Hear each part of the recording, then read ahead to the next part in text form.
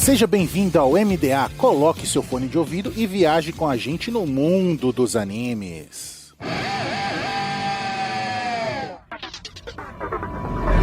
E estamos no ar com a Seja o Novo Pirata em uma nuvem voadora. Viaje com a gente no mundo dos animes. E nessa semana, vamos viajar no louco mundo de Chainsaw Man, The Movie, ReZark. Eu sou o Raul e só tem maluco nesse anime.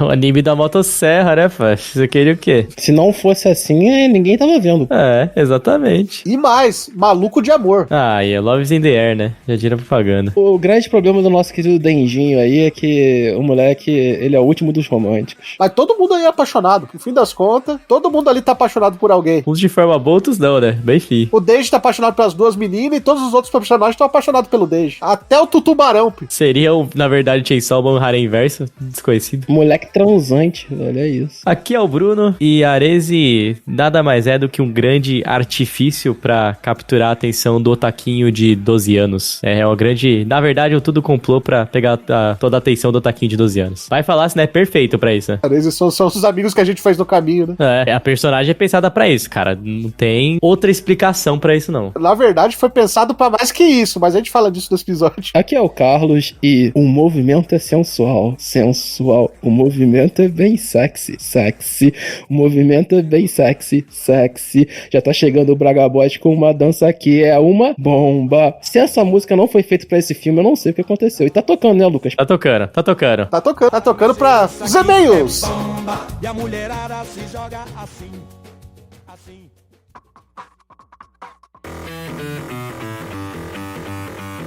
Gente, o patrão ficou maluco na Anime Hunter. Sim, nossos parceiros agora estão com 15% de desconto no Pix e no dinheiro e 5% de desconto no cartão com o cupom MDA. Também somos parceiros da Crunchyroll, o maior streaming focado em animes no Brasil, e Rádio J Hero, onde estamos todo domingo às 4 da tarde. De volta dos e-mails com o nome original Chainsaw Man The Movie, ReZark. Gênero, ação e fantasia. O filme durou 1 hora e 39 minutos e ele cobre ali dos capítulos 39 ao 52 do mangá original, meu amigo. Ou seja, 14 capítulos em 1 hora e 40. O filme estreou no Japão no dia 19 de setembro de 2025 pela Crunchyroll. Você pode ver no Brasil. É, amigo, tá lá bonitinho, completinho pra você assistir. O filme foi produzido pelo Estúdio Mapa, estúdio de Jujutsu Kaisen, Vinland Saga e Shingeki no Kyojin The Final. O diretor é o Tatsuya Yoshihara, que é diretor de Black Clover e o História. E outras coisas aqui que eu preferi não falar. É, todo mundo tem suas falhas, pô. Todo mundo tem suas falhas, deixa o cara. Ele não tem muitas direções, mas tem algumas coisas ali. É. Que tem, são complicadas. E meu amigo... Irmão, todo mundo tem que trabalhar um dia pra pagar boleto, velho. É isso. Mas o cara, nesse caso, ele vendeu o almoço pra comprar a janta, meu irmão. Então, irmão, eu tenho certeza que a conta de luz no Japão deve ser cara, velho. Então, olha só, ele trabalhou em Tactiopi, meu Deus do céu, irmão, maravilhoso. É isso. Todo mundo erra, quem não errou ainda vai errar. Já diria a música. Exatamente, todo mundo erra. Inclusive, o anime que eu tinha comentado antes, né, foi o Monster Musume. Seikon no Quase, não, o homem viveu. Ele foi K-Animation das maiores atrocidades que a gente tem aí. Ele trabalhou em Sankarea, em Kisses. Esse é o veterano da indústria, viu? Caraca, moleque. É um pior que o outro. Ó, ele foi K-Animation das maiores atrocidades no mundo animístico, cara. Sora no Toshimono. Senhora, tá vendo aqui só, mano, só Yu-Gi-Oh! Zexal Second, só as coisas só, mano. Assim, não julgarei, porque se demonstra um grande trabalhador, deve ter sofrido igual uma desgraça, tem que pagar boleto, não é isso?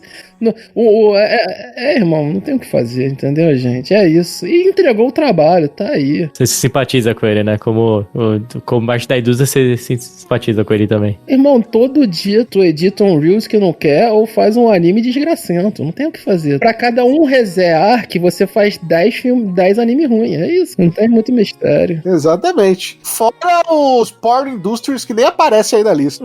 Meu Deus. Não, fora os freela que ele deve fazer. É isso. Exatamente. No Brasil ele chegou dubladinho pelo estúdio Delarte, direção de Daniel Simões. A fonte, claro, é um mangá, né? Que começou na Weekly Shonen Jump e parou depois direto pra Jump Plus, da Shueisha. No Brasil você pode comprar pela Panini. O autor é o Tatsuki Fujimoto e o mangá tem 24 volumes. Já encerrado, né? Acabou, chega. Já finalizado. Acabou polemicamente que eu ouvi falar. Mas isso aí é pro MDA do futuro. Isso aí, isso dá um cast só disso aí, mano. Isso aí é complicado. Não vi ainda, tá, gente? Só pra falar. Tá? Quem viu, viu. Quem viu, um dia fale. Isso é pro Raul do futuro. Bruno, conta pra gente o que se passa em Chainsaw Man, o arco de Reze. Bom, no arco de Reze, Dendinho, né, agora que já é um caçador de demônios da 4ª divisão, depois do fim da primeira temporada, ele tá tentando viver a sua vida um pouco mais tranquila, né? Em determinado momento, depois ali o encontro, né, com a Máquina, ele encontra e conhece Irese, uma jovem gentil que trabalha em uma cafeteria, muito simpática, já chega ali, e tal, você me ajudou, passa na cafeteria, a gente troca uma ideia, né, muito proativa, se eu posso dizer assim. E a princípio, ele também se aproxima dela de uma forma romântica, acreditando que ele encontrou finalmente alguém que entende ele e viver aquela dualidade do amor entre Máquina e Irese. Porém, né, Dendinho, quem já sabe, seus amigos viverão altas aventuras, descobrindo que Irese guarda, na verdade, um segredo muito sombrio. Exatamente, um segredo muito sombrio. Metade dos personagens desse anime é demônio, sabe? É um segredo muito... É demônio, é um segredo muito sombrio. Ela é uma bomba, já diria a música, bomba. Exatamente. Bom, já que a gente falou um pouquinho dele, ele é do nosso amigo trabalhador padrão, honesto. Fala aí, Carlos, o que você achou da direção do senhor Tatsuya Yoshihara? Cara, tipo...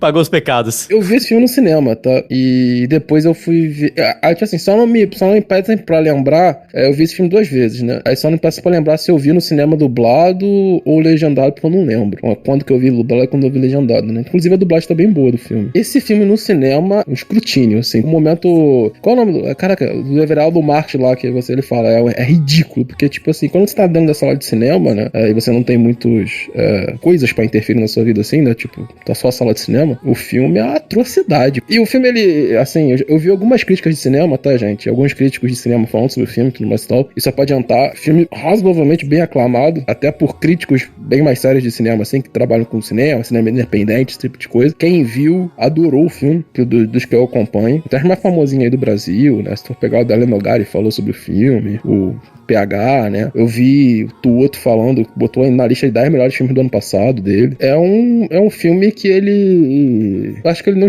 tenta esconder muito as diretrizes que vão permeando a narrativa, tá bem ali, várias coisas, né? Os contrastes que o filme vai falando. O filme é muito sobre contraste, né? Então, você tem uma primeira parte do filme que é mais lenta, de desenvolvimento, a parte do romance, esse tipo de coisa, pra uma catarse convulsória absoluta, se você tiver... É aquele momento que quem aqui é mais antigo de ver anime, né? Vai lembrar daqueles avisos que tinha antigamente, de tipo assim, tome cuidado com convulsão, porque...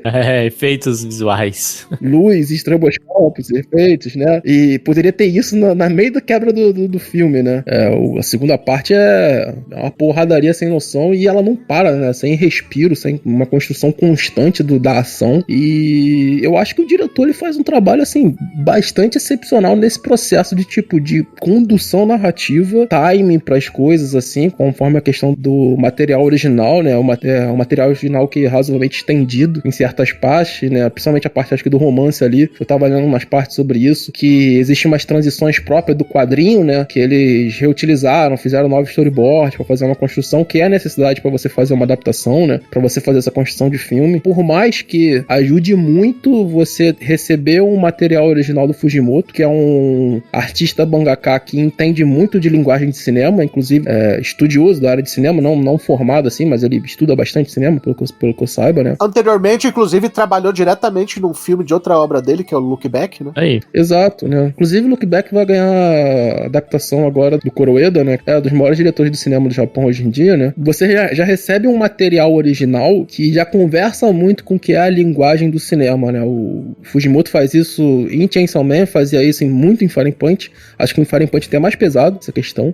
E então você já recebe, mas ainda assim você tem as construções narrativas de mídia que são próprias do quadrinho, que tem o engajo junto com a narrativa do cinema, que necessita de adaptação. Acho que é muito bem feito, né? O diretor sabe construir muito bem o que é o romance, a construção, e aqui a gente vai discutir um pouco mais sobre o processo de abordagem desse tipo de coisa. Eu acho que o principal atrativo desse filme de Chainsaw Man é o pacing que a obra consegue construir, sabe? Porque num mundo visceral de coisas que são muito rápidas, Chainsaw Man tem isso, mas ele, até provavelmente pela narrativa original do Fujimoto, ele escolhe desacelerar esse processo no início da obra, e eu acho muito, muito legal essa construção inicial de, tipo, de acalmar as coisas, de a gente ter ali o Denji indo pra 2 encontros, mas vamos colocar assim, né, essa formação romântica dele, essa construção, que por muitos momentos parece ser super rasa, mas tem várias discussões que vão acontecendo ali, né. Eu vi uma análise que eu achei uma parte muito interessante, que ele fala que o Fujimoto, ele consegue muito bem tratar coisas meio bestas, e a partir disso ele conseguir construir camadas pra discussões, entende? Então tudo parece ser muito raso, mas ao mesmo tempo tem muita coisa pra ser discutida ali, e eu acho que esse início de Chainsaw Man ali, essa construção, tem isso, e contrasta com a ação desenfreada que tem pra depois. E aí vem processo de edição, né? Vem processo de animação, toda a equipe trabalhando por trás, casos de burnout constante, né? Que eu acabei lendo sobre isso também na obra, né? Mas achei um sucesso de trabalho, cara, dele e da equipe como um todo, no final das contas. É um baita filme, velho. Com certeza, é um filme que tem 2 pernas longas, né, cara? Você tem a primeira que é os primeiros 50 minutos, e é bem dividida, inclusive, que são os primeiros 50 minutos que tratam sobre a questão do coração do Denji, né? Sobre o amor do Denji pela Makima à prova, né? Você tem ali um começo dele saindo pro encontro, né? O quanto que isso mexeu com ele, e aí ele conhece uma outra pessoa que tem mais a ver com ele, né? Que é uma pessoa que passou pelas coisas que ele passou, mesmo que ele não saiba, e o quanto isso mexe com ele, e como isso transforma o sentimento dele, que ele se apaixona sem perceber, né? Ele fala várias vezes, meu coração é da Makima, mas, pô, meu corpo quer a Arese, né? E não é só o corpo, ele realmente tá apaixonado por ela, né? A cena no final que ele vai lá com um monte de flor lá atrás dela, ele não ter deixado ela morrer e tudo mais, tudo mostra que ele realmente estava apaixonado. Essa primeira perna, ela tem todo o desenvolvimento, ela tem diálogos, né, que falam sobre relacionamentos dúbios e traições, até o momento que a Arese trai realmente o Denji, e a gente vai pra uma segunda perna, que são 50 minutos de ação sem parar. Uma colada na outra, isso é mesmo. É 50 minutos de ação, desde a hora que a Arese dá o beijo no Denji e morde a língua dele, até o final do filme que salva na praia, são 50 minutos sem parar de ação, bicho. É legal tu dar esse tempo, né, Raul? Porque na animação tu tem um controle desse tempo, né? Já vindo do mangá, mas o filme ele exacerba esse processo, né? O processo narrativo principal ali é de contraste, né? Você sempre vai contrastando várias coisas ali, né? Tu contrasta a Makima com a Reze, tu contrasta a ação com o desenvolvimento de romance, tu contrasta a traição com a perspectiva de amor, a ação desenfreada que acontece na cidade com um gore absurdo, mas tá pra você terminar numa calmaria na praia, né? Então são sempre contrapontos bem apresentados ali, sempre desenvolvimentos nessa perspectiva que a obra vai trabalhando, né? Que o filme, ele até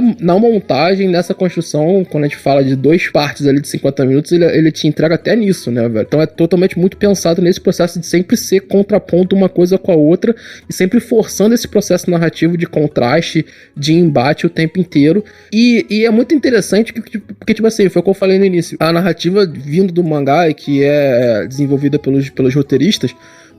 Cara, eu perdi o nome do roteirista daqui, que tava aqui na minha mão, mas ele é o mesmo roteirista de Dandadan, por exemplo, e do filme de Jujutsu Kaisen. Ele consegue muito bem, né, nessa perspectiva, construir esses processos constantes com a equipe, né, e que contrasta até no tempo, né, de construção e tudo mais e tal. Então, tipo, você tem esse primeiro momento que é um pace mais lento, uma construção mais demorada, como tu comentou e tal, a ação desenfreada depois, mas, assim, até no ritmo de diálogo, cara. Você antes tem um diálogo mais fofinho, esse tipo de coisa, e depois você tem, tipo, tipo, os dois no meio da batalha discutindo, conversando e tudo mais e tal. E é muito rápido a construção, muito direta as coisas que vão acontecendo. Então, essa escolha de narrativa, assim, ela se permeia o tempo inteiro na obra e é muito marcante, cara. Eu achei muito redondo o filme nesse quesito. Eu, pelo menos, quando eu vi o filme, eu vi bem depois, eu vi recentemente agora, eu vi, tipo, aqui em casa. E uma coisa que eu gostei é que, assim, você não sente o tempo passado do filme, né? Não foi aquele filme pesado. Ele é bem dinâmico, bem de boa de assistir. E agora vocês falaram, eu pensei, pô, os primeiros 50 minutos, primeira metade, pra mim parece mais ele falando sobre, tipo, o lado humano do Denji, que é algo mais inocente, calmo, e a outra metade, o lado demônio, que é, tipo, o demônio da serra, tipo, só gore, violência, tudo rápido, e tudo no filme dá a sensação, né? Tipo, eu tô pensando assim,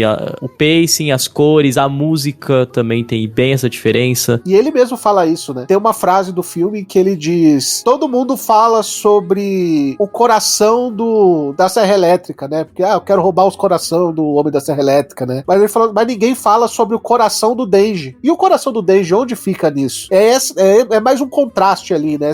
Entre o humano e o monstro ali, né? O monstro que todo mundo quer roubar o coração, e o coração humano dele ali, que ele quer manter, né? Que ele quer que alguém roube esse coração de uma maneira romântica. Isso aí. Sobre o que o Carlos comentou, inclusive, o diretor assistente do filme, ele deu uma entrevista falando sobre a questão dos contrastes, né? Ele falou, tem um contraste deliberado na forma de que o filme retrata principalmente a Aresia versus a Makima, né? Nos encontros com o Denji. Por exemplo, o encontro do café da Aresia, suavemente iluminado, ele é calmo, enquanto lá com a Makima é um encontro mais dramático, mais, com uma iluminação mais pesada, com um tom mais pesado, né? Sim. Você vê ali que quando o Denji tá com a Aresia, ele tá calmo, ele tá tranquilo, ele tá se divertindo, enquanto ele tá com a Makima, ele tá sempre preocupado, ele tá olhando pra Makima pra ver como que a Makima tá reagindo ao cinema, ele tá olhando pras pessoas em volta, ele não tá confortável, né? Enquanto com a Aresia ele tá confortável 100% do tempo.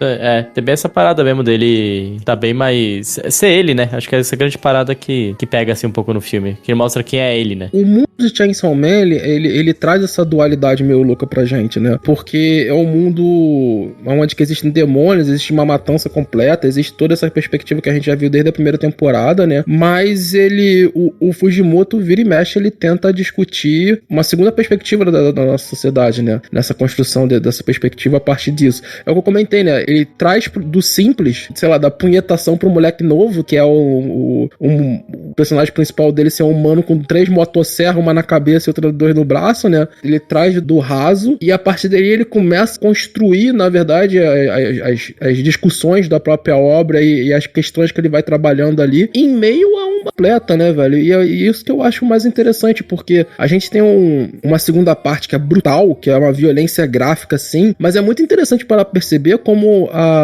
mesmo que tenha isso e tenha essa densidade visual, em questão de densidade dramática do filme, em uma questão de densidade de roteiro, essas coisas assim, a primeira parte que é mais lenta e é mais suave, que é uma discussão de amor, esse tipo de coisa de construção, ela é mais pesada, ela é mais densa nesse processo, entendeu? Então, tipo, o filme ele contrasta até esse processo e é muito louco o quanto você consegue fazer essa expressão narrativa pra obra, né, cara? Eu tô lendo aqui a análise do Tsuoto, que é um crítico de cinema que eu acompanho, e aí ele tá falando sobre ternura e sangue, sabe? Tipo assim, a gente tem muito disso no filme, o filme trabalha muito esses duelos de desejo e destruição, sabe? O quanto que ali a perspectiva de amar pro Denji vem carregada de uma perspectiva de realmente de tipo assim, você tem que destruir aquele mundo pra que o Denji consiga ser uma pessoa reconhecida, ou ele ser uma pessoa de fato, porque as pessoas só veem ele ou como um objeto ou como um demônio, né, nessa perspectiva. E é bem complexo, assim, a construção, assim. Por isso que eu gosto tanto desse filme. Eu acho um filme que ele é o Juninho, que por trás do Juninho ali, shonenzeiro, tem muita camada a ser discutida, saca? Tem muita coisa. Inclusive, você falou sobre a questão de ou ele é usado, né, como objeto, ou ele tem que ser destruído. Ali no próprio filme você vê, né, que ele é traído 2 vezes, né? Uma na intenção e outra numa traição já profunda. A Aresia vai lá e tenta explodir ele quando beija ele, né? A Makima, logo depois de ir no encontro com o Denji, vai conversar com o Aki, que tá tendo problema com o colega dele novo, o Anjo lá. E você lembra o que ele fala pro Aki? Você não precisa gostar dele. Usa ele. Porque quando ela leva o Denji pro cinema, que ela sabe que ele tá apaixonado por ela tá usando o Denji pra o Denji fazer o que ela quer. Então, tem 2 tipos de traição. Tem 2 maneiras de usar ele ali como objeto. Uma com a Aresia querendo o coração dele e a Makima querendo usar ele como objeto, né? Que as 2 maneiras ali ele tá sendo traído pelas mulheres que ele ama, né? Você até falando desse ponto, primeira temporada, não sei como que tá no mangá adiante, mas até esse ponto, é claro que a Makima não enxerga o do Denji nem como, assim, um ser humano, né? Tipo assim, ele é um objeto, ponto. Ela só trata ele de forma conveniente. Essa é a grande parada. Não, e é legal essa questão, né? Porque nessa perspectiva, assim, de destruição, de desejo, né? O Denji não percebe a traição da Makima, né? Ele não se percebe assim. Mas mesmo na traição da Reze, que é direta, né? Com ele, né? É brutal. E aí, onde a gente tem a quebra do filme, o Denji, ele, no próprio desejo, ele se recusa a aceitar a traição, né, velho? Então, tipo assim, é um processo que, se a gente for ver a forma como é escrita, né, do personagem, pode até manter a perspectiva que já tem do próprio personagem dessa ingenuidade, né? Porque o Denji é tipo uma criança de 10 anos, né? Essa é a perspectiva, né? Com um poder demoníaco. Mas essa ingenuidade dele e esse desejo, que é tratado pela parte sexual, né? Que o anime sempre aborda, e o mangá também, ele também se apresenta numa forma de embate, né? Tipo assim, e o que eu desejo, no caso do Denji? E aí, como foi o que eu falei, quando ele deseja, ele tem que colocar à prova o mundo que ele tá vivendo, porque o mundo que tá vivendo não aceita o desejo dele, né? É a discussão que a gente falou do coração. E aí ele deseja a Reze e fala, tipo assim, cara, eu vou aceitar até a tua traição nesse caso, né? Assim, e isso vai casando com a construção do personagem naquele momento. Ele casa com a construção do início da obra, cara. Por isso que eu acho muito, muito interessante, porque como a obra tem esse segundo ato de clímax tão brutal, tão violento, tão de ação frenética, quando ele acaba, a gente tem o respiro de voltar à sensação que a gente estava tendo do início, né? Então a gente consegue fazer esse processo todo. E aí o pacing da obra consegue trabalhar isso e a gente não sente o peso, né? A gente não olha pra decisão do Denji ali e fala, pô, moleque imbecil. Parece que foi uma DR de 2 demônios que destruiu uma cidade inteira. É tipo isso que é a construção daquela ação desenfreada, saca? E mais que isso, né, cara? Eu vou até falar do final, porque o final ele combina muito mais com o primeiro ato do que com a cena de batalha em si, mas você tem ali a Reze percebendo que também gosta do Denji, né? Ela falou, pô, poderia ter matado ele no primeiro encontro, né? Por que eu não fiz? E aí ela percebe que ela gosta dele e ela sai correndo, né, pra encontrar ele lá no café e tal, porque ele falou que tá esperando ela, e aí que vem a coisa, né? Como o Denji não conseguiu matá-la, ele não teve força pra matar ela, né? A força, no caso de coração, a Makima foi lá e matou, né? Por quê? Se a Makima não mata a Reze, a Makima ia ter que lidar com a Reze no futuro, porque a Reze, querendo ou não, era alguém que é perigosa lá, que quer matar o pessoal ali do grupo dela, né, que ela chefia, e também ela ia ter que lidar no futuro com o próprio Denji, né, porque o Denji tava disposto a fugir com a Reze e ficar com ela, pô. Fazendo isso, ele ia deixar pra trás tudo que ele criou, né, ele ia deixar pra trás a questão de ser um cachorrinho que fica amando da Makima, ia virar mais um perigo pra cidade que a Makima ia ter que cuidar. E aí você vê aquele diálogo que a Makima fala no final sobre os 2 ratos, sabe?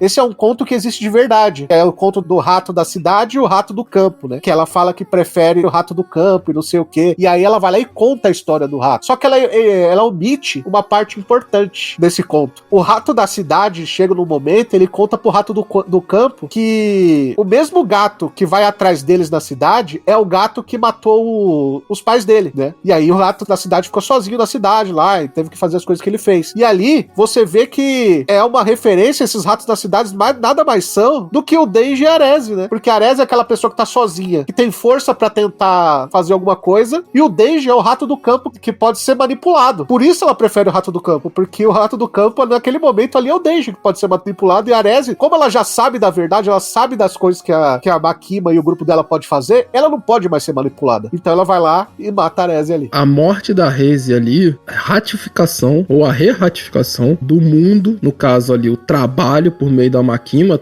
ratificando o Denji só como um objeto. Porque se você for olhar pra perceber, ali é ela dizendo que, tipo assim, cara, tu não vai ter a liberdade que você quer. É o mundo dizendo que você, mesmo que você desejando aquele processo, você não vai ter esse desejo. Eu vou impedir e vou te manter sobre o meu cabresto. É os deputados aí falando que você não pode ir pra 6-1 e viajando pra Copa do Mundo. É esse processo aí. É a Makima mostrando na perspectiva do mundo o que é a perspectiva pro Denji, que é a perspectiva que eles têm pro Denji. E é interessante a gente falar isso, né? Porque no final das contas, tipo assim, quem mata de fato a Reze não é a Makima, né? Quem mata de fato é o anjo. E o anjo, naquele processo, a princípio é falado, né?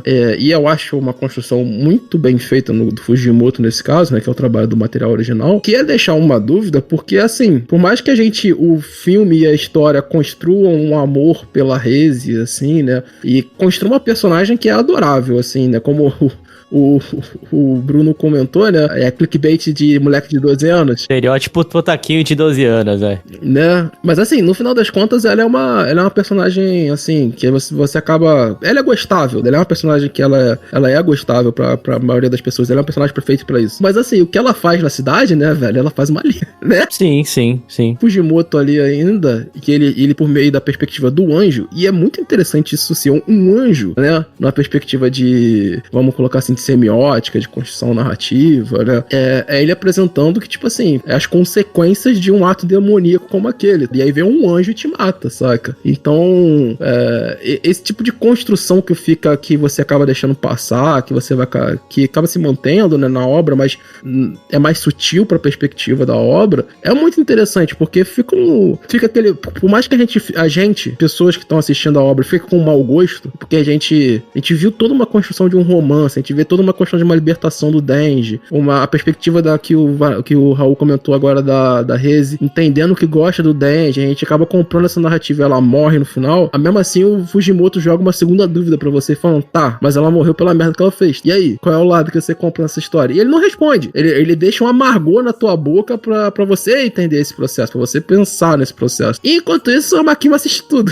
Esse que é o mais interessante. Essas são as linguagens visuais que eles trabalham, sabe? Ele é um demônio, ele fala do próprio filme, né? Ele fala, não, antes de ser um anjo, eu sou um demônio. Até porque o anjo, na visão da Makima, é só mais um rato do campo que ela pode manipular. Exato. Então ele pode ser manipulado pela Makima também. Fala nisso, tem uma polêmica que o filme gerou, que a gente tem respostas aqui. Eu fui atrás. Pesquisas. Informação. Os otaquinhos, né, preocupados com o filme ser correto, não ter nada errado nele, falou assim, mas peraí, a Reze, quando ela se transforma, ela explode a roupa dela, né? Como que ela fica com aquela calcinha branca? É antibomba, né, pô? Tem uma resposta pra isso. É da mesma fábrica que fabrica a calça do Hulk. A mesma que fez o Nokia. Na real, essa calcinha foi o motivo do mangá sair da Jump. Ai, velho. Japão sendo Japão, né, mano? Japão be Japan. Por quê? Quando entrou nesse arco, a revista tava no Weekly Shonen Jump e na primeira vez que aparece a Arese se transformando, ela explode a roupa e ele bota uma cena da Arese nua. Como se já não tivesse a cena da piscina, né? Mas tudo bem. Não, então, mas aquela cena da piscina é feita pra ser sensual. Sim. Ali, eles estão botando uma personagem que cobre os seios com aqueles negócios que parece um monte de bombas, né? Cinza. Aham. Mas a parte de baixo não é coberta, só é coberta pela calcinha dela. Então, no original, não tinha. Parece que esse capítulo em si, ele passou pelo departamento de censura da Jump, né? Mostrando ela totalmente descoberta ali na perseguição ao Denji, naquele capítulo. Porém, depois disso, eles tiveram uma conversa com o Fujimoto, pedindo pra censurar, isso no mangá, né? Lembrando, estamos falando do mangá aqui, pedindo pra censurar. E aí, nos capítulos que vieram depois, ela tava usando uma calcinha branca do nada. Então, foi um erro do mangá e não do anime, porque, querendo ou não, é um erro de continuidade, né? Num capítulo ela tá sem nada, no outro capítulo ela tá usando uma calcinha branca, que o pessoal do filme preferiu seguir. Então, ela aparece também no filme como a calcinha branca também do nada, pra fazer referência a isso que aconteceu no mangá. Ou seja, a bundinha não pode, né? Essas outras coisas pode, agora a bundinha não pode aparecer no Jump, não. Isso aí é proibido, não tem como. E já que tá falando de polêmica, vou trazer outra polêmica, que essa talvez a gente não tenha resposta, mas a gente pode pensar. Eu lembro que na época que veio, foi uma certa polêmica do porquê o Chainsaw Man no Brasil teve classificação mais 18, né? Porque afinal é um mangá tem lá seus elementos, nudez e tal, mas assim, tem muito filme aí também que tem e pega classificação 16 também, né? Não só no Brasil, tá? Não só no Brasil, e outros lugares também pegou, acho que tá no Japão, não sei. Então assim, diferente do filme do Kimetsu no Yaiba que pegou no Brasil e em alguns outros lugares não pegaram, Chainsaw Man pegou no mundo inteiro. Pegou em vários lugares. E eu vou falar que eu até entendo porque, assim, por uns lados tem a questão de ter elemento nudez, gore, violência pra caramba, mas é um roteiro que ele tem que ter uma certa maturidade, né, meu? Maturidade pra você poder ver esse roteiro, ler ele, entender tudo ali. Então, tipo assim, eu acho que é por isso que veio pro Brasil com isso, mas eu lembro que na época a galera também explodiu, falando, como assim? O otaquinho médio, né? Como assim? Mais 18? 18, não sei o que, cadê, quero justiça, censuraram meu filme, censuraram meu desenho. Mano, mas assim, pelo amor de Deus, né, faz super sentido ser mais 18, né, só pelo gore que o filme tem. Então, eu não sei se só pelo gore, porque já teve casos já de obra que, tipo, tinha agora mesmo filme e até filme de mais suspeito, assim, e recebeu 16, né? Mas eu entendo que é muito essa junção de coisas, né? Tipo assim, tanto ter nudez, gore, tal. É porque... Mas assim, deixa eu ver se eu consigo explicar um pouquinho. As classificações dos filmes, nessa perspectiva, elas levam algumas considerações. Não é só o fato de ter gore, mas é o quanto de gore passa por tempo relacionado ao filme. Tu pega tem uma cena de violência no filme. Não é porque aquela cena de violência é super pesada que ela vai ter o filme pode ter mais 18 ou não. Quantas cenas de violência tem no filme? Qual é a quantidade que tem esse processo? Então tem todo esse tipo de cálculo, entre aspas, vamos colocar assim.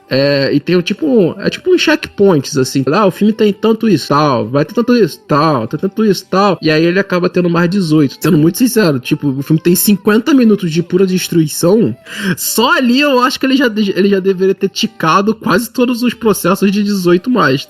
Nudez, violência exacerbada, né? Porque, cara, a gente tem que pensar numa coisa quando a gente fala esse foi o arco que fez o mangá deixar de ser um mangá de uma revista shonen pra ir pra digital, exatamente pra ele ter liberdade pra ele fazer um conteúdo mais adulto. Isso aí. Se é esse arco o motivo de você sair da revista shonen, por que seria diferente do filme? No filme, eu concordo. Se o filme trata muito bem o arco do mangá. O material original. Cara, e todos os personagens. Não tem evangelismos, não tem cortes, não. Exatamente o que você vê no mangá, você tá vendo no filme, né? Sabe uma coisa que pra mim girou a chavinha quando eu falei, agora eu entendi o motivo principal, assim, por que é 18? Aquela, assim, a gente vê lá do começo, né, da metade, toda a construção da Arese, que você vê, uma personagem, como a gente tá falando, né, que o Taquinho de 12 anos ama, porque é simpática, não sei o que, aquela menina dos sonhos, tal. Aí você chega numa cena que ela tá sendo perseguida, né, por um cara que claramente tem a cara do maluco, e tipo, aquilo ali já é gatilho um monte de coisa. O Coringa da vida, né? E aí chega naquele final que é onde ela tá contra a parede, né, vamos dizer assim, e aí dá meio que aquele tique nela, no olho, e ela só, tipo, mata o maluco de forma mais, tipo, cruel, assim, só vai esganando ele cantando uma musiquinha russa, que aí começa a entrar as camadas do filme, né? Mas ali eu já vi,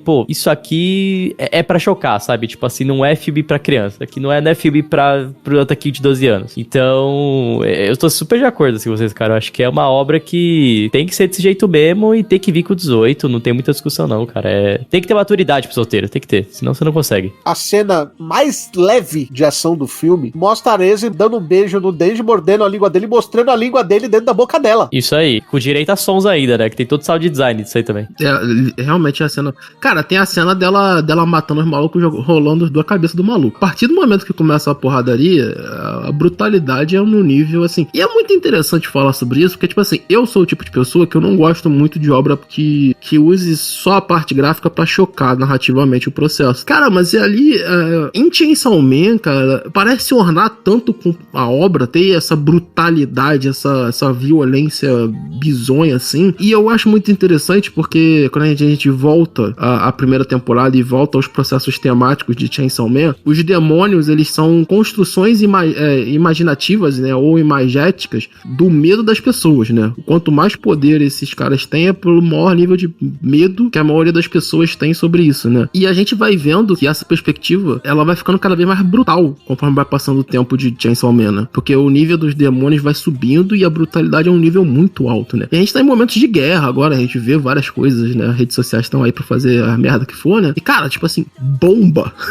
é de fato um bagulho que ele é brutal, assim, não sobra nada desses acontecimentos. Então, quando você pega um demônio que tem esse nível de poder, é um processo que encaixa, assim, no processo narrativo da obra. E como a gente falou, né? Ele contrapõe o início da obra também, então tudo meio que orna nesse processo. E é muito interessante porque como ele vai pra esse contraste, ele choca, mas ele não choca pelo gráfico. Ele também choca pelo gráfico, né? Mas ele choca pelo que a gente vem, o que a gente sente da perspectiva anterior. Parece que o filme ele quebra, saca? O filme ele dá uma quebra assim em você e fala, agora segura a mão, irmão, que tu vai capotar 7 vezes. E é isso, e é o que eu acho mais interessante, porque eu realmente não curto normalmente quando a violência ela é gratuitamente gore, nesse nível pesado que Chainsaw Man coloca, mas pra cá orna, e orna nessa perspectiva até de uma análise secundária posterior à obra, pra você entender o que é o mundo, o que são os sentimentos dos personagens. Ali você pode entender que essa brutalidade é como o Denji e a Reze vê o mundo, porque depois a gente vai entender que os dois, eles têm o mesmo processo de criação, eles são usados como armas o tempo inteiro, eles são vistos como nada menos do que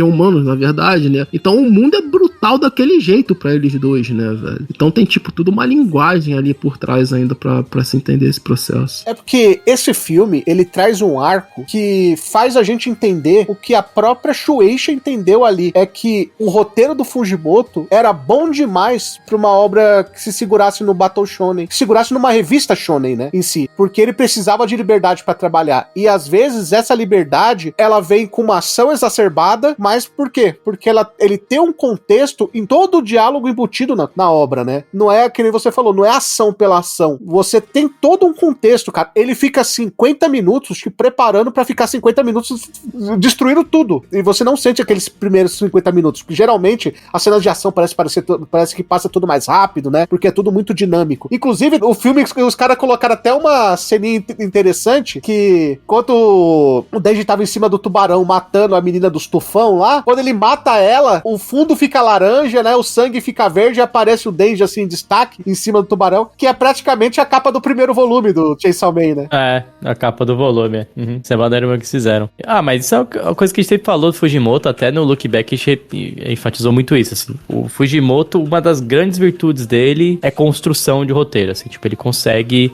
te encaminhar conforme ele quer, assim, então ele consegue te preparar pra chegar naquele ápice, pra depois voltar pra um relaxamento, depois voltar pra outro ápice. Eu acho que casou muito bem do diretor entender esse lado do Fujimoto e fazer, porque é o que a gente tá falando, assim. E todo lado do filme, assim, todo o começo, o visual, é o visual que no começo é mais calmo, tranquilo, acho que até, caso pode dar questão de cor, assim, pelo que eu vejo, é muito mais tons mais quentes e depois é pra algo mais dark, pesado. A música, a mesma ideia, ela começa uma música muito tranquila, com a coisa piano, e depois um metal, né, tipo um metal, kawaii metal depois. A gente tem uma construção sonora que é tipo assim, o primeiro arco, ele é delicado, a música, né, a música para, você tem momentos de silêncio. Sim. Tem todo esse detalhamento. Irmão, quando começa a porradaria, a música parece o loop infinito do YouTube. Aquele 10 horas de música tocando. De kawaii metal, sem parar. Uhum. Moleque, assim, você tá ouvindo um álbum completo ali. Porque a música não para um segundo. É impressionante, cara. E o trabalho de sound design rodando ali em cima, mas a música rodando também. E a música sobe de nível, desce de nível. Quando a oração sobe, tu fica tipo assim, o que tá acontecendo, irmão? Cara, e mais que isso, tá lá o pau quebrando, eles conseguiram encaixar a música com som de tufão, som de serra elétrica, som de bomba explodindo. E tá alto pra caceta, né, as bombas serra elétrica. Cara, é tudo encaixado na música, cara. É, cara, é tudo bem feito. Nada é ressonante ali. Tudo trabalha em conjunto. É um monte de barulho que, na real, vira uma grande música, cara. É, porque é catártico, né? A grande parada do Chainsaw Man é isso, é ser tudo muito catártico, é tudo muito... É do famoso boi velho português, dedo no cu e gritaria, né? Então, tipo assim, é tudo isso, as partes de ação de Chainsaw Man. Então é barulho, um monte de metal rolando e não sei o que, e bateria e guitarra rolando ao mesmo tempo. E essa loucura, assim. Por isso que eu acho que foi um trabalho... Eles entenderam muito bem essa questão do Fujimoto de assim, olha, você vai ter uma sessão que é mais calma, que a pessoa vai se ambientar, vai ficar ali quietinha e do nada toma essa porrada aqui e essa porrada ela encaixa, porque ela é bem construída, sabe? E pô, aí a gente fala, de novo, um grande elogio, porque com certeza, se fosse na mão de outro diretor, cara, essa cena de ação ia ser uma bagunça completa. Você ia ter uma música que ia ficar bizarra no meio, com um monte de barulho estranho. Então acho que é tudo bem encaixadinho, né? Tudo bem redondinho, como o Raul falou. Não, a direção de ação desse filme é... Porque é muito fácil de você, numa ação tão desenfreada como essa, você transformar isso numa bagunça visual onde que não tem uma sequência decente, uma construção imagética muito pensada. Trabalho de edição, cara, é impressionante porque ali tem muito corte de edição, tá? Mas o raccord, que o pessoal entendeu o que é o raccord? O raccord é a sequência de movimento. Mal bem explicado, que o editor editor constrói na cena. Então, tipo, se o braço no frame anterior, o braço da personagem estava de um jeito, ele tem que dar uma sequência lógica pra dar uma continuação. É igual o trabalho no quadrinho também, né? Você tem processo sequencial. E o trabalho de Hakora aqui é bizonho de bem feito, sabe? Então, palmas pro editor, palma pro pessoal que tava construindo storyboard, porque o pessoal que tá trabalhando nesse processo inteiro, a sequência de ação é coisa de maluco. A direção é muito bem feita, escolhas de ângulo, sabe? Cara, tipo assim, coisa de maluco. Porque poderia ser muito bagunçado. E eles entregam ali, cara, 50 minutos de algo, de um espetáculo visual, velho. E é loucura. E essa questão de cor que o Bruno comentou, né? É bem legal porque, tipo assim, existe uma suavização na cor mesmo. E existe uma suavização até na perspectiva de contraste, porque se a gente for ver, eles exacerbam muito o contraste. É como se você estivesse girando, principalmente a parte de saturação de Rui na segunda parte, enquanto na primeira parte é muito mais suavizada. As cores são muito mais fortes na segunda parte. E eu acho que isso tudo combina, por isso que eu falei que encaixa e combina e orna com a obra, porque também orna com a perspectiva que a gente tá vendo dos sentimentos, principalmente do personagem principal, que é o Denji, essa maluquice completa. É um moleque à flor da pele que acabou de ser traído pela mina que ele achava que tava gostando. O mundo constantemente joga na cara dele que ele é só uma ferramenta de destruição. Acho que essa catarse toda essa vivência, essa vivacidade de cor também, só narrativamente desenvolve a obra, sabe? Tipo, tem ali uma carga que eleva o nível da obra. E cara, antes da gente ir pras considerações finais, a gente tem que falar dele, né? Um herói que não usa capa. O personagem que no fim das contas salvou todo mundo ali. Tomou bomba na cara, carregou o Denji durante 50 minutos nas costas pra não deixar ele morrer. Bin, o grande herói desse filme. E que ninguém fala. The GOAT, MVP apenas. Cara, carregou a manhã toda. Cara, o Bin é aquele personagem que tá lá pra dar um certo alívio cômico, né? Tem um quê, assim, se você... Como tudo do Fujimoto, se você parar pra olhar, você vê que tem uma camada. Você pode entender, por exemplo, como a mesma visão que a Makima tem pro Denji, a visão que o Denji tem pro Bin. Então você pode querer interpretar a coisa, né? Mas eu acho que a grande parada, aí ele cumpre muito bem um alívio cômico e um papel de ser o motor, né? Assim, motor não, perdão, aquele que liga uma história com a outra, né? Então ele tá lá pra salvar o Denji, tá lá pra depois dar o estalo no Denji e falar, você pode usar as correntes e tal, né? Inclusive essa cena é muito boa, né, velho? Ele fala, você pode usar as correntes pra pular dos prédios, não, pra domar ele igual um cavalo, e aí, tipo, ele sobe em cima do Big e bota o efeito de cavalo. Eu acho que o Fujimoto tem esse dom de ele ir pra loucura, por coisa mais absurda, e ele ainda conseguir fazer isso ter sentido pra obra. Você pegar um maluco, um demônio da motosserra, que já é uma ideia muito absurda, e fazer ele voar pela cidade em cima de um tubarão, mano, é tipo assim... Muito bom, cara. O tubarão com perna, né, cara? Isso que é pior, o tubarão com patinha, né, mano? Cara, tipo assim, cara, assim, é uma loucura, mas assim, que no final das contas, quando você termina de ver a obra, tu fala, meu irmão, faz tudo tão sentido. É tipo assim, é tudo tão absurdo que é maravilhoso. Essa parte do Juninho do Fujimoto é muito boa, mano. Como ele sai do absurdo pra alguma coisa sensata. Que na verdade não é nem sensata, é que ele consegue construir e você acredita que é sensato, sabe? É muito bom. É que ele faz em Chainsaw Man de uma maneira 1000 vezes maior o que ele já começa a fazer em Look Back, né? Que a gente comentou anteriormente no filme. Que ele pega personagens simplórios, que na maioria das obras seriam personagens bobos, que só estariam ali pra se completar e fazer um poder da amizade, e botar um roteiro complexo em cima deles. Ele faz isso em Look Back com 2 meninas, adolescentes na escola, e ele faz isso com um homem motosserra, um homem tubarão e uma menina bomba, pô. É isso aí, mano. Ele tem esse poder de trazer o diálogo que ele quer demonstrar pra obra, independente de quão maluco os personagens estão, então quão maluco o contexto seja. Isso é o que o grande forte do Fujimoto, na minha opinião, né, cara? Não, tipo assim... Não, o maluco é... Assim, desde Fire Punch ele faz uma maluquice assim.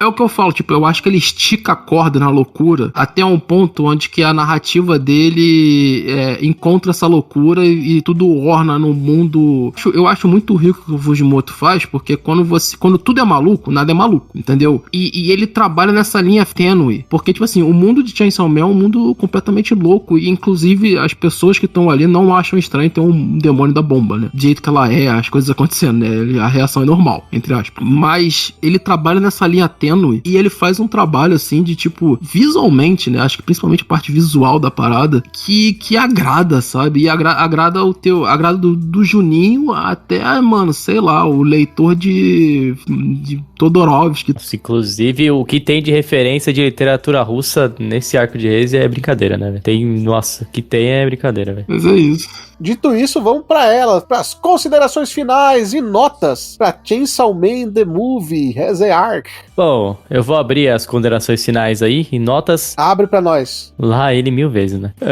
Tá vendo, ouvinte? É isso aqui, entendeu? É isso aqui toda a gravação. Bom, falar do arco de Erez, eu gostei muito, tá? Assim, eu já falei outros cast, eu não sou o maior fã de Chainsaw Man, tá? Por vários outros pontos aí, mais questão do anime, mas eu gostei muito, muito, muito desse filme. É muito bem construído, a gente falou, terceiro elogios do cast inteiro, a construção é muito bem feita em todos os aspectos, audiovisual, a própria questão do roteiro, as camadas que tem, os detalhes, você vai pegando os detalhes, tipo assim, talvez você não tenha prestado atenção, a musiquinha que a Arezzi canta quando ela tá lá estrangulando o homem, é em russa a canção. Aí você, a primeira vez que você não souber russo, não vai identificar. Mas lá pra frente, quando você descobre que ela, na verdade, ela foi uma criança que sofreu lá o experimento do governo russo, faz sentido ela tá cantando aquela musiquinha russa, faz sentido a reação que ela teve, que é uma reação meio voluntária, sabe? Então tudo começa a se encaixar as coisas. Isso eu acho muito... Cara, isso é poucas pessoas conseguem construir e ao mesmo tempo conseguir dar margem pra gente interpretar a obra, né? Como a gente foi falando, eu entendi que a parte A é mais do lado humano, a parte B é mais do lado do demônio, não, eu pensei de outra forma. Então isso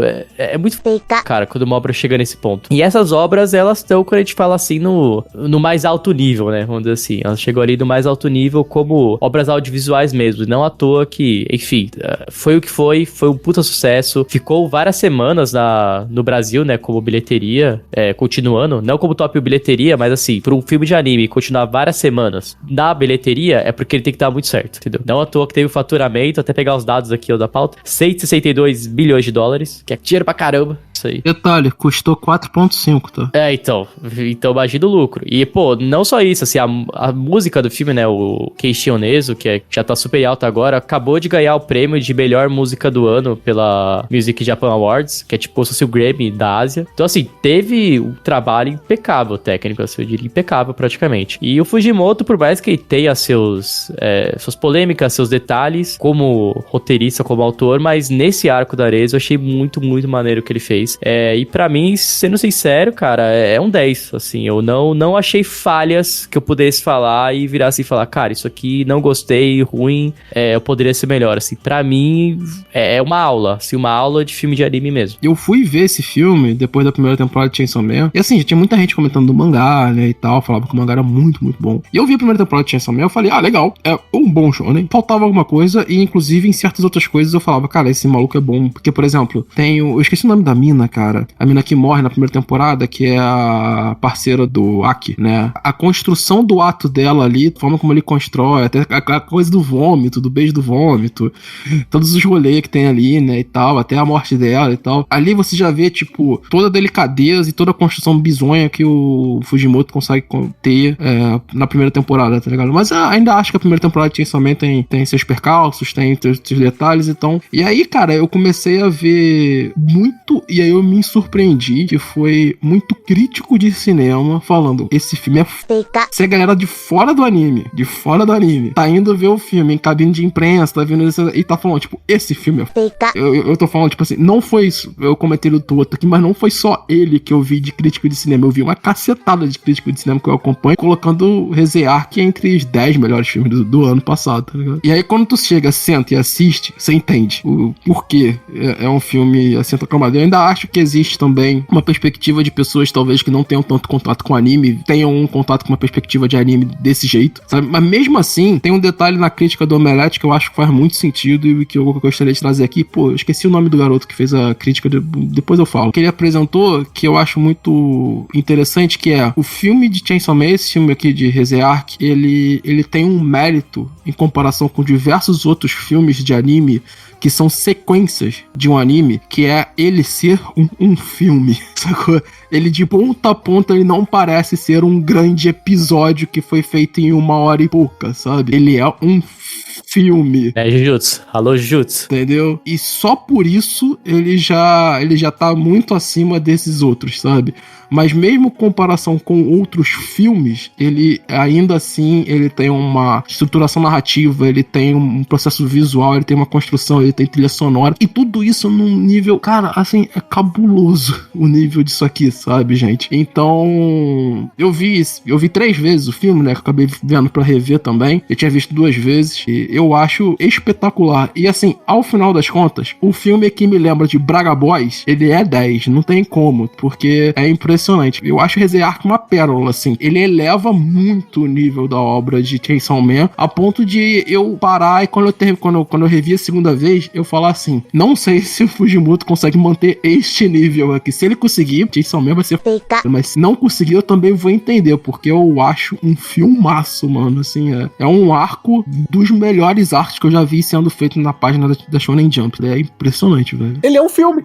Ele é realmente um filme. Ele não é um grande episódio. Ele não é um picotado de uma temporada. Ele tem estrutura de filme. Ele tem o seu começo, meio e fim. Eu assisti no cinema, convidado pelo pessoal da Crunchyroll, né, numa cabine de imprensa, e tinha uma galera não tinha visto a primeira temporada de Chainsaw Man. E isso não se importou porque, como filme, ele se mantém. Você não precisa assistir a primeira temporada de Chainsaw Man. É tudo autoexplicativo, e o que ele não explica, você não precisa saber pra aquele arco. Por exemplo, você não precisa saber o passado ali do Aki lá, que ele perdeu a parceira. Você só precisa saber que ele não tá se dando bem com o parceiro dele de agora, sabe? Você não precisa saber como foi que a Makimo conseguiu domar o Denji. Você só precisa saber que o Denji trabalha pra ela e os dois estavam saindo e que ele tem um sentimentozinho por ela. E é tudo autoexplicado no filme. Ele lá, os primeiros 10 minutinhos de filme, ele já te dá toda a base pra você entender tudo que você precisa saber pro filme, pra você entender o filme. Não a continuação, não o que vem antes, mas o filme. E isso é muito importante e é muito bem colocado, porque ele não é um filme que ele é arrastado, mesmo ele tendo 1h40, ele não é arrastado. Ele tem uma cena de ação longuíssima, mas que você não sente. Ele é bonito, ele é colorido, ele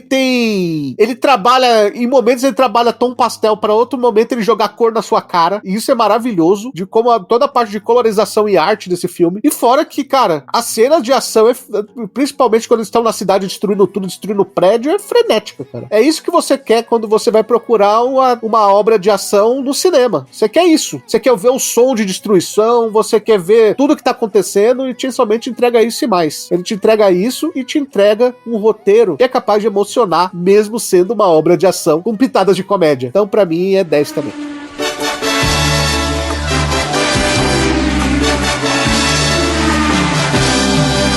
E com 3/10, a gente tem ela, né? Terror do Lucas, né? É, a gente tem... Ah, que não toca aqui, hein? É, meu amigo, o som da vitória aí volta a tocar porque a média é 10. E você?